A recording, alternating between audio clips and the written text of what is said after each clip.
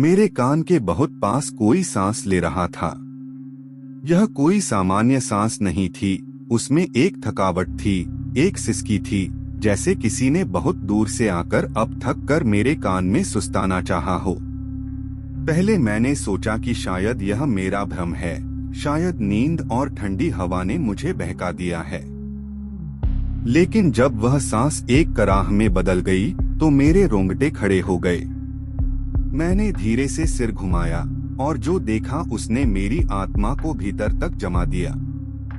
एक औरत खड़ी थी। उसकी उम्र समझ से बाहर थी। उसके कपड़े सफेद थे, गीले और मिट्टी से सने हुए। बाल लंबे थे, बेतरतीब ढंग से गिरे हुए, जैसे किसी ने बरसों से उन्हें छुआ न हो। चेहरा आधा जला हुआ था, चमड़ी जगह से उखड़ी हुई, और उसकी आंखें, उनमें ना पुतलियां थीं, ना पानी, बस एक जलती हुई लाल राख थी जो मेरी आंखों में सीधे उतर रही थी। वह कुछ नहीं बोल रही थी, वह बस देख रही थी। मुझे नहीं पता वह क्या देख रही थी, मेरा चेहरा, मेरी आत्मा, या मेरे पीछे खड़े किसी और को। और फिर अचानक सामने से एक गाड़ी की हेडलाइट आई और उसकी रोशनी उस औरत के चेहरे पर पड़ी। अगले ही पल वह गायब हो गई। न शोर, न परछाई, न हवा, लेकिन उसकी कराह अब भी मेरे कान में गूंज रही थी, जैसे वह मेरे भीतर बैठ गई हो। मैं कांप रही थी। मेरी बेटी मेरे पास खड़ी थी, उसकी छोटी उंगलियां मेरी साड़ी के किनारे को कसकर पकड़े हुए थीं। मुझे हिम्मत दिखानी थी, डर को निगलना था। इसलिए मैंने कहा, मुझे न बड़ी अच्छी खुशबू आ रही है। लेकिन सच तो यह था कि उस हवा में कोई खुशबू नहीं थी, बल्कि एक धीमी सी सड़ांध थी, जैसे कहीं कुछ बहुत पुराना, बहुत भीतर से गल रहा हो। हम पहाड़ों की एक सुनसान सड़क पर थे। रास्ता खत्म ही नहीं हो रहा था। दाएं बाएं सिर्फ जंगल और बीच में एक पतली, टूटी हुई सड़क। गाड़ी की हेडलाइट जिस तरफ जाती, वहां पेड़ों की परछाइयां कांपती हुई लौटती, और हर मोड़ के बाद ऐसा लगता कि शायद अगला मोड़ आखिरी होगा, लेकिन नहीं, वह सफर अनथीन था। और मेरे अंदर का डर भी अब एक अनथीन सुरंग जैसा बन चुका था। मैं आपको बताना चाहती हूँ कि ये कोई कहानी नहीं है, ये एक रियल इंसिडेंट है। और ये सब किसी फिल्म की तरह नहीं हुआ, बल्कि एक बहुत ही साधारण दिन पर, जब हम शादी अटेंड करके लौट रहे थे, हमारी जिंदगी ने अचानक एक मोड़ ले लिया। इस अनुभव को हमारी सब्सक्राइबर अनीशा ने हमारे साथ साझा किया। वह चंडीगढ़ की रहने वाली हैं और उनका बचपन भी वहीं बीता है। 2023 का साल था। अक्टूबर का महीना चल रहा था। करवा चौथ और दिवाली करीब थी। यह वही समय होता है जब हर कोई अपने परिवार के और पास जाना चाहता है। अनीशा को भी अपने लोगों की कमी महसूस हो रही थी। उनके पति और बेटी नानी के पास थे। नाना जी उसी साल अप्रैल में गुजर चुके थे। अनीशा विदेश से वापस भारत लौटी थीं और उन्होंने सोचा कि लौटते हुए एक पुरानी दोस्त की शादी अटेंड कर लें। शादी में सब कुछ अच्छा रहा। उन्होंने अच्छे कपड़े पहने, तस्वीरें लीं और घर लौटने का रास्ता पकड़ लिया। लेकिन लौटते समय उन्होंने एक दूसरा रास्ता लिया जो उन्हें जल्दी घर पहुंचा सकता था। रास्ता शुरुआत में ठीक था, लेकिन कुछ ही दूरी पर जाते ही उनका जीपीएस काम करना बंद कर गया। मोबाइल नेटवर्क नहीं था। जंगल घना होता जा रहा था और रोशनी कम। बेटी की आंखों में डर था, लेकिन अनीशा ने उसे ढांढस बंधाया। उन्होंने कहा, चिंता मत करो, हम अभी पहुंचते हैं। लेकिन खुद अनीशा के दिल में एक अजीब सा कंपन उठने लगा था। फिर वह मोड़ आया जहां उन्होंने पहली बार वह औरत देखी। उसके बाद रास्ता और डरावना होता गया। गाड़ी में अजीब सी ठंड भर गई थी, खिड़कियां बंद थीं, फिर भी भीतर की हवा भारी लग रही थी। बेटी अचानक बोली, माँ, यह दीदी कौन है? अनीशा ने चौंक कर देखा, गाड़ी के भीतर कोई नहीं था। उन्होंने पूछा, कौन दीदी बेटा? बेटी बोली, वही जो मुस्कुरा रही है और कह रही है, तुम कहाँ जा रही हो? अनीशा का खून जम गया। उस औरत की परछाई अब फिर से गाड़ी के बगल में खड़ी दिख रही थी। दूर नहीं, बहुत पास। इस बार वह कुछ कह रही थी। उसके होंठ हिल नहीं रहे थे, लेकिन शब्द कानों में गूंज रहे थे। तुम्हारा समय आ गया है। अनीशा ने ब्रेक मारा। गाड़ी रुक गई। उन्होंने आंखें बंद की और कुछ देर के लिए सब कुछ शांत हो गया। जब उन्होंने फिर से आंखें खोली तो औरत गायब थी। रास्ता एकदम खाली। बेटी अब गहरी नींद में थी। अनीशा ने गाड़ी स्टार्ट की और उसी पुराने रास्ते पर लौटने की कोशिश की। अगले 3 घंटे वे किसी तरह अपनी पुरानी सड़क तक लौटी। जब नेटवर्क आया तो समय रात के 3:37 हो रहा था। उन्होंने अपनी बहन को कॉल किया। रोती हुई कांपती आवाज में सिर्फ इतना बोला, मैं बस पहुंचने वाली हूँ, दरवाजा खोल देना। कई महीनों बाद भी अनीशा को उस औरत की आंखें नींद में दिखाई देती हैं। उसकी गूंज अब भी कभी कभी अंधेरे में सुनाई देती है। और जब भी अमावस्या की रात आती है, वह हर दरवाजे को बंद कर देती हैं, हर खिड़की को ढक देती हैं और एक दीपक जलाकर अपनी बेटी के पास बैठ जाती हैं।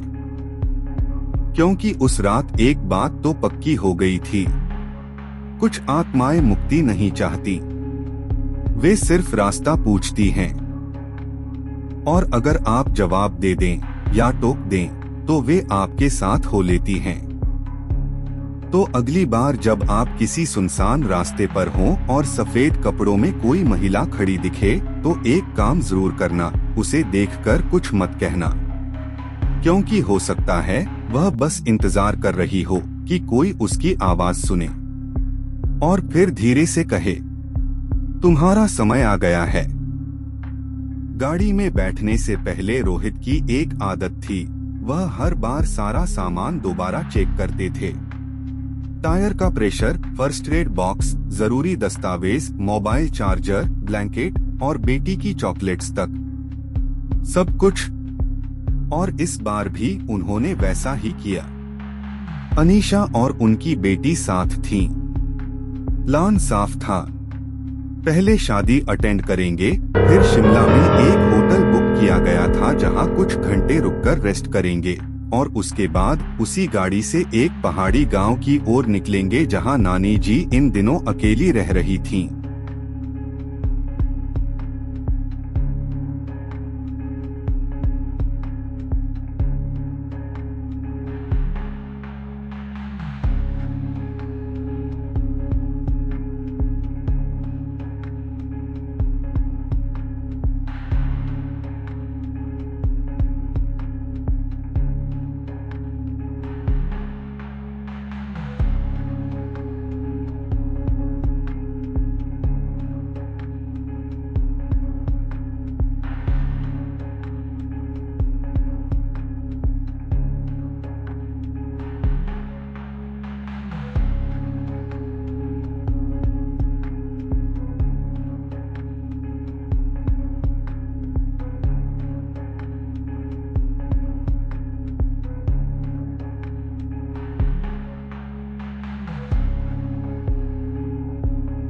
शादी में सब अच्छा हुआ। गाड़ी पर सजावट, तस्वीरें, दोस्तों की हंसी, बच्चों की दौड़ भाग। लेकिन जो किसी को नहीं पता था वो ये था कि असली कहानी शादी के बाद शुरू होने वाली थी। जब शिमला पहुंचे तो सब खुश थे। मौसम सुहाना था। तीनों ने रास्ते में एक रेस्टोरेंट में खाना खाया, फिर होटल में चेक इन किया। कुछ घंटे रोहित ने सोने की कोशिश की, जबकि अनीशा बेटी के साथ टीवी देखती रही। शाम ढलते ही वे मॉल रोड निकले, कुछ जरूरी खरीदारी की, ठंडी के लिए गर्म कपड़े, टोपी, दस्ताने। शॉपिंग के बाद सब कुछ सामान्य था, या कम से कम ऐसा दिख रहा था। होटल लौटते वक्त सबने अच्छे से तैयार होना शुरू किया। अनीशा ने अपने बाल खुले छोड़े, हल्का मेकअप किया, बेटी को पिंक जैकेट पहनाई। रोहित ने भी ब्राउन जैकेट और वुडन शर्ट्स पहन लिए। तीनों जैसे किसी फोटोशूट के लिए तैयार हो चुके थे। लेकिन होटल के कमरे के अंदर एक अजीब सी बात हुई। तीनों के बीच किसी छोटी सी बात को लेकर बहस हो गई थी। पहले हल्की कहासुनी, फिर थोड़ी चुप्पी, फिर बेटी का गुस्सा, जो न अनीशा समझ पाई न रोहित। कमरे की हवा भारी हो गई थी। कोई कुछ बोल नहीं रहा था, लेकिन सब कुछ जैसे भीतर से दरक रहा था। बेटी रोने लगी, फिर अचानक चुप हो गई। गाड़ी में बैठते वक्त कोई नहीं मुस्कुरा रहा था, पर सबने कोशिश की कि माहौल बेहतर हो। जब रोहित ने गाड़ी स्टार्ट करने की कोशिश की तो वह स्टार्ट नहीं हुई। तीनों अंदर बैठे थे। बेटी आगे की सीट पर थी। उसकी जिद थी, मम्मी के पास नहीं, आगे बैठूंगी। उसे बाहर का व्यू देखना अच्छा लगता था। गाड़ी एक बार नहीं, 3 बार नहीं, 5 बार स्टार्ट की गई, पर इंजन एक अजीब आवाज के बाद बिल्कुल चुप हो जाता था। होटल का स्टाफ भागा आया। सर, कोई दिक्कत है क्या? अगर चाहें तो हम धक्का मार सकते हैं। रोहित ने मुस्कुराकर कहा, हाँ, एक बार धक्का मार दो, शायद पिकअप मिल जाए। 3-4 लड़कों ने गाड़ी को पीछे से धक्का मारा। रोहित ने क्लच संभाला और एक बार में ही इंजन फटाक की आवाज के साथ स्टार्ट हो गया। गाड़ी ने पिकअप पकड़ लिया। रोहित ने रियर व्यू मिरर में देखा, होटल के स्टाफ को हाथ हिलाया और फिर गाड़ी आगे बढ़ गई। लेकिन पीछे, जहां कुछ मिनट पहले 4 लड़के थे, अब सिर्फ 3 खड़े थे। चौथा कहाँ गया, किसी को नहीं पता था। अनीशा ने धीरे से एक बार शीशे में देखा, फिर अपने बालों को सुलझाने लगी। बेटी अब शांत थी, खिड़की से बाहर देख रही थी, लेकिन उसकी आंखें उस अंधेरे को देख रही थीं जहां कुछ था और कुछ नहीं भी था। गाड़ी अब पहाड़ों की ओर बढ़ रही थी। रास्ते संकरे होते जा रहे थे। हवा में एक ठंडक थी, लेकिन वह मौसम की ठंड नहीं थी। वह सन्नाटे की ठंड थी। वह उस अनकहे डर की ठंड थी जो बिना कहे भी शरीर के भीतर उतर जाती है। अनीशा ने धीरे से पूछा, तुम ठीक हो बेटा? बेटी ने सिर्फ सिर हिलाया। फिर कुछ पल बाद बोली, मम्मी, वो दीदी कहाँ गई जो होटल में खड़ी थी? अनीशा चौंक गई। कौन दीदी? वो सफेद कपड़े, उसने मुझसे कहा था कि मैं बहुत प्यारी हूँ। रोहित और अनीशा ने एक दूसरे की ओर देखा। शब्द नहीं थे, पर भीतर कुछ कांप रहा था। गाड़ी अब अंधे मोड़ों पर थी। चारों ओर जंगल था। मोबाइल नेटवर्क चला गया था और पहली बार गाड़ी के शीशे पर एक परछाई पड़ी, बिल्कुल वैसी जैसे किसी ने बाहर से देखने की कोशिश की हो, बिल्कुल वैसी जैसी किसी ने साथ चलने का वादा किया हो। और गाड़ी में बैठा हर व्यक्ति अब ये समझ चुका था, गाड़ी तो स्टार्ट हो गई है, लेकिन शायद होटल से निकलते वक्त तीनों का चेहरा अब भी भारी था। वो झगड़ा, वो खामोशी और वो अजीब सी परछाई शायद पीछे छूट चुकी थी, शायद नहीं भी। गाड़ी जब होटल से बाहर निकली तो किसी ने कुछ नहीं कहा। रोहित की आंखें सड़क पर थीं। अनीशा बार बार अपनी बेटी को संभाल रही थी, जो सवालों पर सवाल किए जा रही थी। मम्मी, दीदी कहाँ गई? पापा गुस्से में क्यों हैं? क्या हम अब नानी के घर जा रहे हैं? पर इन सवालों के जवाब देने वाला कोई नहीं था। रोहित ने फोन में मैप ओपन किया। लोकेशन डाली घनारी गांव, जिला शिमला, जहां अंजलि की शादी होनी थी। रास्ता दिखा 34 किलोमीटर, 1 घंटा 20 मिनट का सफर। गाड़ी चलती रही। पहाड़ की वो संकरी सड़क, एक तरफ खाई, दूसरी ओर जंगल। चारों तरफ अंधेरा गहराने लगा था। करीब आधा घंटा बीत चुका था। गाड़ी अब शहर से काफी दूर निकल चुकी थी। रास्ता अब एकदम सुनसान हो चुका था। कभी कभी 1-2 गांव के बोर्ड दिखते, पर इंसान नहीं। फिर अचानक मैप ऑफलाइन हो गया। नेटवर्क पूरी तरह चला गया। रोहित ने गाड़ी धीरे की। अनीशा, देख जरा, नेटवर्क मिला क्या? अनीशा ने जैसे ही फोन चेक किया, एक हल्की सी सिग्नल की बार मिल गई। उसने झट से अंजलि की एक दोस्त को कॉल मिलाया, स्नेहा। स्नेहा ने कॉल उठाया। बोलो, कहाँ हो तुम लोग? शादी शुरू होने वाली है। अनीशा घबरा गई थी। स्नेहा, हम रास्ता भटक गए हैं। लोकेशन भेज रही हूँ, देख जरा हम कहाँ हैं। स्नेहा ने 2 सेकंड बाद जवाब दिया। तुम तो गांव से 2-2.5 किलोमीटर आगे निकल गए हो। रास्ता मिस कर दिया है। वहां से सीधा मत जाओ, पीछे मुड़ो। एक कट आता है, वही गांव को जाता है। रोहित ने गाड़ी रोकी। हमें वापस मुड़ना पड़ेगा, उसने कहा। अनीशा झल्लाई। इतनी दूर से आए हैं, बस थोड़ा और आगे देखते हैं ना, कुछ तो रास्ता मिलेगा। नहीं, रोहित ने सख्त लहजे में कहा। मैं ड्राइव कर रहा हूँ और मेरा दिल नहीं मान रहा आगे जाने का। कुछ गड़बड़ है इस रास्ते में। अनीशा कुछ पल चुप रही। फिर उसने बेटी की तरफ देखा। बेटी अब कुछ नहीं बोल रही थी, बस बाहर देख रही थी, लेकिन उस तरफ जहां कुछ था ही नहीं।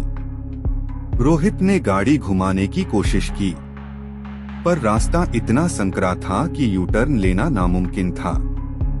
वो बोला, आगे थोड़ा खुला जगह मिलेगा, वहीं से घूमेंगे। गाड़ी फिर से आगे बढ़ी।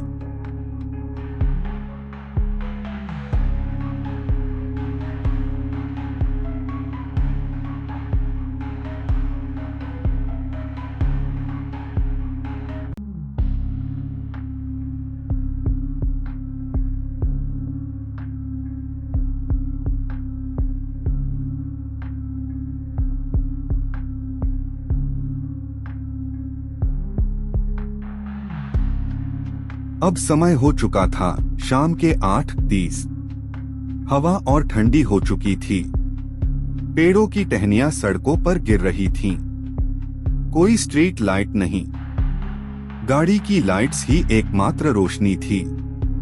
अब जंगल और भी घना हो चला था। रास्ता वैसा था जैसे वो किसी इंसान के लिए नहीं, किसी और के लिए बना हो। गाड़ी के अंदर का तापमान कम हो रहा था।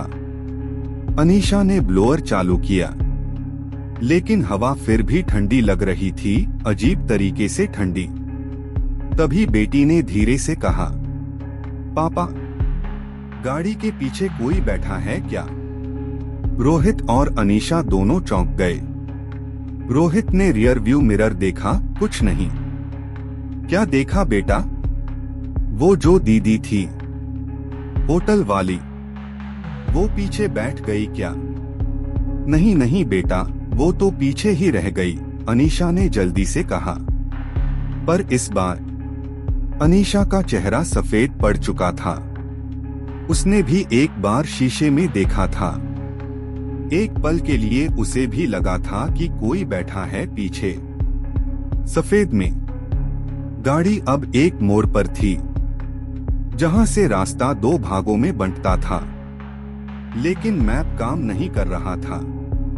और तभी दाएं रास्ते पर एक औरत खड़ी दिखी, सफेद साड़ी में, नंगे पैर, बाल खुले हुए। उसने हाथ उठाया। जैसे इशारा कर रही हो इस तरफ आ। रोहित के हाथ कांपने लगे। उसने गाड़ी रोक दी। तुमने देखा? उसने अनीशा से पूछा। अनीशा का गला सूख चुका था। वो कुछ नहीं बोली। बेटी पीछे से बोली, वो तो कह रही थी तुम आ गए, तुम्हारा समय आ गया है। गाड़ी में सन्नाटा छा गया और उस क्षण किसी ने गाड़ी के पीछे खिड़की पर दस्तक दी। ठक ठक ठक।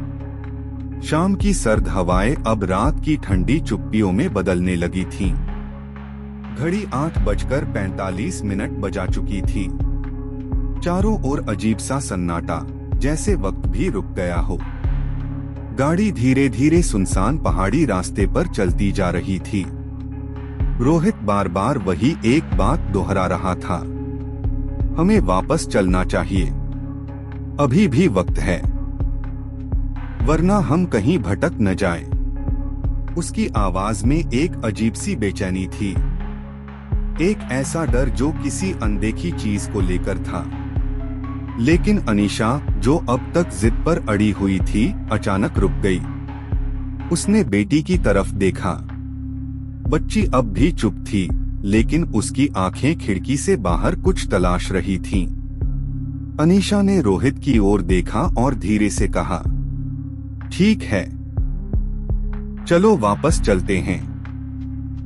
अभी वो गाड़ी मोड़ने ही वाले थे कि सामने से एक बूढ़े अंकल आते दिखाई दिए। सर्दी की मोटी टोपी, हाथ में टॉर्च, चाल धीमी लेकिन पक्की। रोहित ने झट से गाड़ी रोकी। अंकल जी, जरा एक बात पूछनी थी। बूढ़े व्यक्ति ने बिना मुस्कुराए कहा। शर्मा जी की बेटी की शादी यहीं है क्या? नाम है अंजलि, हमें वहीं जाना है। अंकल ने एक पल के लिए रोहित को घूरा, फिर अचानक उनके चेहरे पर एक हल्की सी मुस्कुराहट आ गई, जैसे किसी पुराने राज की याद आ गई हो। अरे हाँ हाँ, आप तो सही जगह आए हो। देखो सामने जो घर दिख रहा है, जहाँ लाइट जल रही है, वहीं चल रहा है शादी का जश्न। सीधे चलो बेटा, तुम्हें वहाँ सब मिल जाएगा। ये सुनते ही रोहित की सांस में सांस आई। आखिरकार मंजिल मिल गई। गाड़ी ने फिर गति पकड़ी। जैसे ही वे उस घर के पास पहुँचे, देखा कई लड़के वहां खड़े थे जो बारात की गाड़ियां पार्क करवा रहे थे। सफेद शर्ट, काले पैंट में सब एक जैसे। हरियाणा की बारात थी जो एक दिन पहले ही वहां आ चुकी थी। चारों तरफ गाड़ियों की कतारें लगी थीं। ऐसा लग रहा था जैसे किसी बड़े नेता की बेटी की शादी हो रही हो। रोहित को थोड़ी झुंझलाहट हुई। मैं गाड़ी कहाँ लगाऊं यार? उसने अनीशा से कहा, तुम बेटी को लेकर अंदर जाओ, मैं गाड़ी थोड़ा दूर लगाकर आता हूँ। गाड़ी लेकर वो करीब 1 किलोमीटर पीछे जाकर पार्किंग ढूंढने चला गया। ठंडी हवा अब और भी चुभने लगी थी। इधर अनीशा बेटी को लेकर अंदर गई। शादी का माहौल था, लेकिन कुछ अजीब था। बत्तियां तो जल रही थीं, लोग भी थे, लेकिन सब जैसे धीमे, जैसे कोई सपना चल रहा हो, धीमे मोशन में। कोई भी ठीक से प्रतिक्रिया नहीं दे रहा था। कोई जोर जोर से हंस नहीं रहा था। कोई गाना नहीं, कोई डीजे नहीं, बस एक धीमा सा शोर, जैसे किसी पुराने रेडियो का। अनीशा ने अपनी दोस्त को ढूंढा, अंजलि। वो मिली तो सही, पर चेहरा थका हुआ, आंखें बुझी हुई।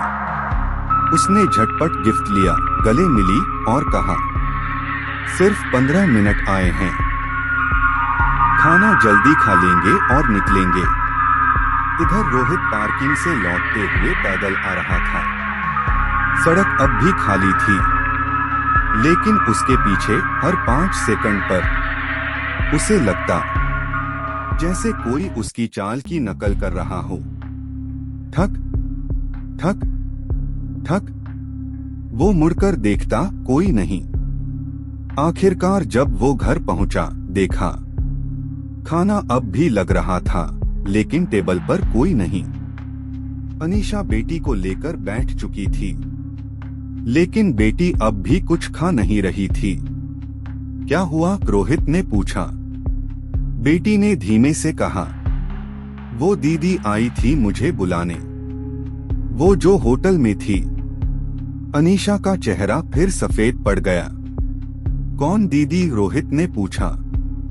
वही जिसकी आंखों में खून था। उस वक्त अनीशा ने थाली एक तरफ रखी और कहा, रोहित चलो यहां से अभी, बस बहुत हो गया। दोनों झटपट उठे और गाड़ी की ओर दौड़े। गाड़ी में बैठते वक्त पीछे से एक लड़के ने कहा, आप अभी ही जा रहे हो? अभी तो रस्में शुरू हुई हैं। लेकिन उसकी आवाज कानों से होकर जैसे सीधा दिल में चुभ गई। गाड़ी स्टार्ट हुई। रास्ता अब भी उतना ही संकरा, लेकिन इस बार लौटते वक्त हर मोड़ पर, हर पेड़ के पीछे कुछ था। कुछ जो रुकना नहीं चाहता था, कुछ जो उन्हें रुकने नहीं देना चाहता था। एक जगह पर गाड़ी फिर रुक गई। रोहित का माथा पसीने से भीग चुका था। हम उसी रास्ते से क्यों नहीं निकल पा रहे? हम वापस क्यों नहीं पहुंच पा रहे? जीपीएस अब भी बंद था। नेटवर्क शून्य। वो अब तक भटकते भटकते थक चुके थे। हर मोड़ उन्हें एक नई गलती लग रही थी। तभी दूर से उन्हें सामने कुछ हलचल दिखाई दी। कुछ गाड़ियां चलती हुई, उनकी हेडलाइटें जंगल के अंधेरे में चमक रही थीं। चलो कम से कम कोई रास्ता तो है, रोहित ने उम्मीद से कहा और उन गाड़ियों के पीछे पीछे चल पड़ा। कुछ दूर जाकर उन्होंने देखा, हरियाणा रोडवेज की एक बस सड़क के बीचों बीच फंसी हुई थी। उस बस को निकालने के लिए लोग मेहनत कर रहे थे, कभी धक्का लगा रहे थे, कभी पत्थर हटा रहे थे। उस सीन में अजीब सा तनाव था।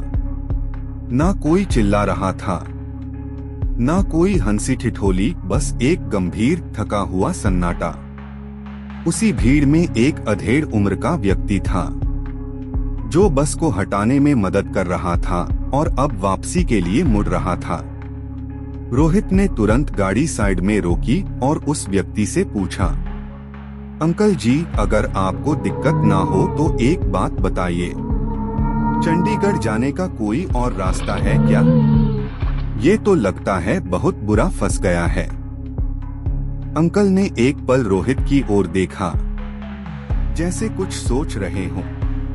फिर एक अजीब सी मुस्कान के साथ बोले, बेटा इससे उल्टी दिशा में चलो। 10 मिनट इस कच्चे रास्ते पर चलते जाओगे तो एक मोड़ आएगा, जहां से एक पुराना रास्ता सीधे हाईवे से जुड़ता है। वो तुम्हें चंडीगढ़ तक सीधा ले जाएगा। रोहित ने धन्यवाद कहा और राहत की सांस ली। वो अब बहुत खुश थे कि इस झंझट से निकलने का रास्ता मिल गया। गाड़ी घुमाई गई। अब वो उस बताए गए कच्चे रास्ते पर धीरे धीरे बढ़ने लगे। लेकिन जैसे जैसे वो रास्ता पार करते गए, उनकी आंखें चौंकने लगीं। पहले तो सड़क थी, फिर मिट्टी, मिट्टी के बाद घास, घास के बाद झाड़ियां। पेड़ पीछे छूट गए थे। अब सिर्फ जंगली झाड़ियां और अजीब सूखी शाखाएं बची थीं। ऐसा लग रहा था जैसे कोई भी इंसान इस रास्ते पर वर्षों से नहीं चला हो। गाड़ी अब एक अजीब सी ढलान पर चल रही थी। ऐसा लग रहा था जैसे ये गोल गोल घूमते हुए किसी गहरी घाटी में जा रहे हों। रोहित बार बार ब्रेक दबा रहे थे, लेकिन सड़क की सतह अब आसमान और डरावनी हो चुकी थी। अनीशा, जो अब तक अपनी बेटी को पकड़कर बैठी थी, अब बहुत घबरा चुकी थी। रोहित, ये कैसा रास्ता है?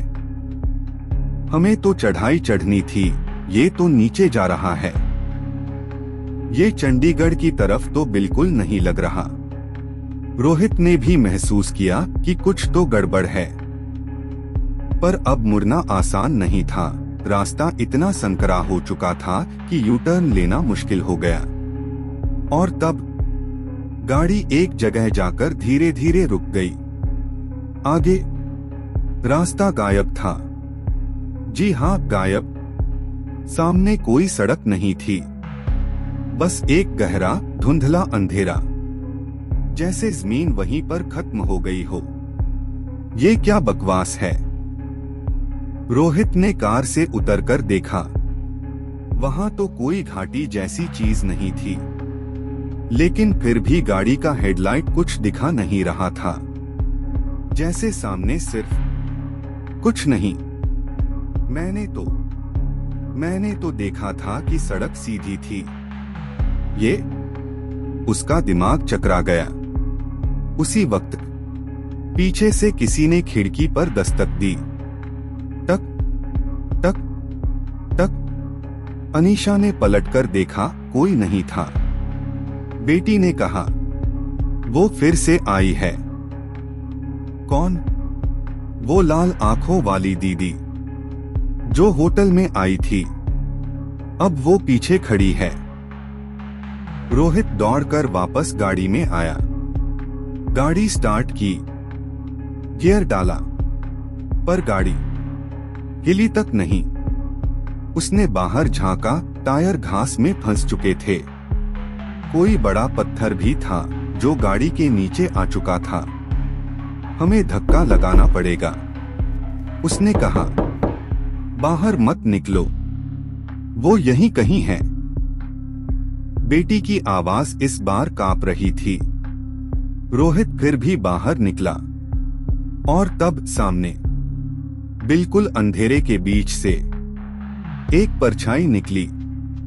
एक औरत सफेद साड़ी में, गर्दन एक तरफ झुकी हुई, बाल चेहरे पर बिखरे हुए और दोनों हाथ लटकते हुए जैसे टूटे हुए हों।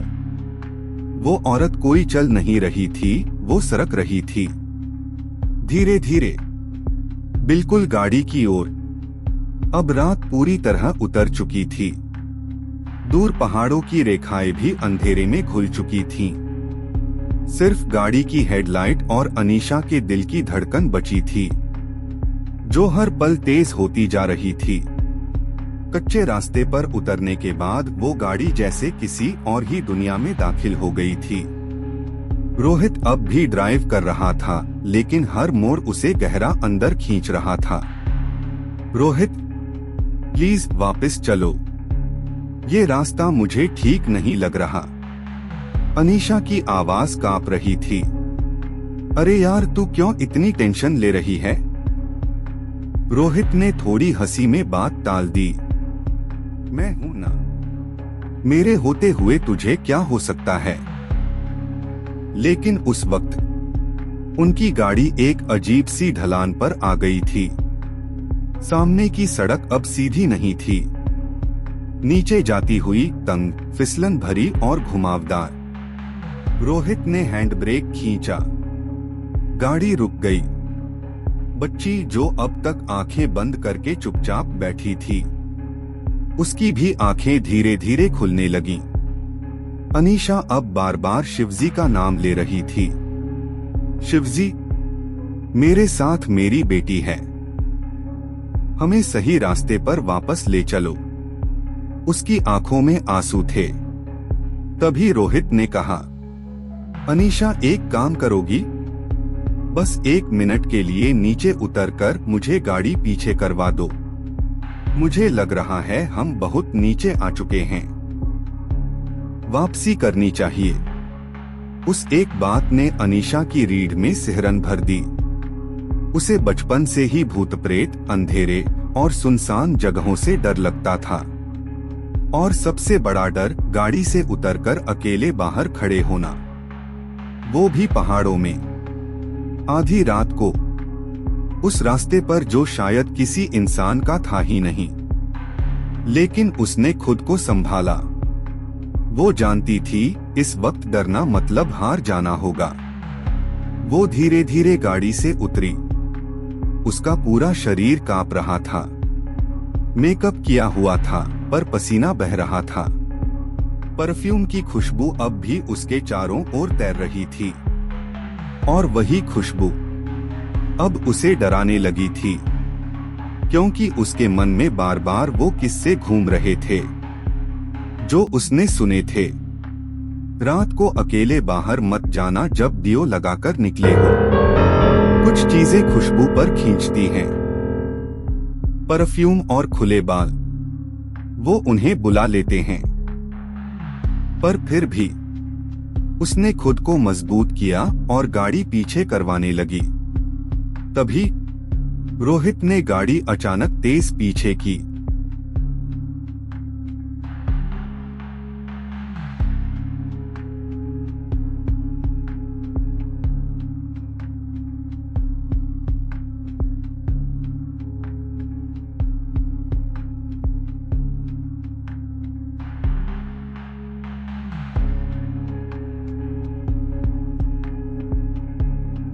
गाड़ी एक पॉइंट तक रिवर्स हुई और वहां रुक गई।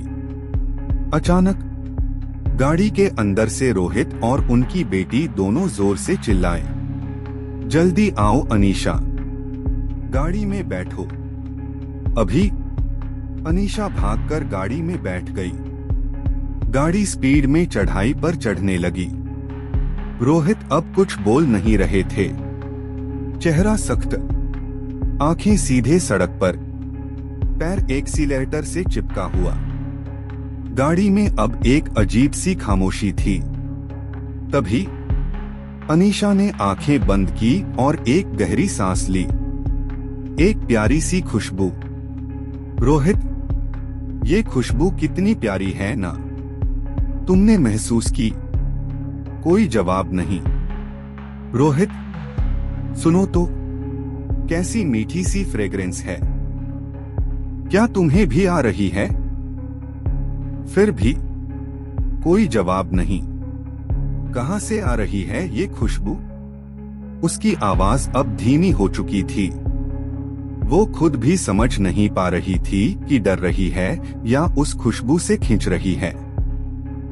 तभी पीछे से उसकी बेटी की कांपती हुई आवाज आई, मम्मा, ये खुशबू तो उसी दीदी की है। कौन दीदी? अनीशा ने धीरे से पूछा।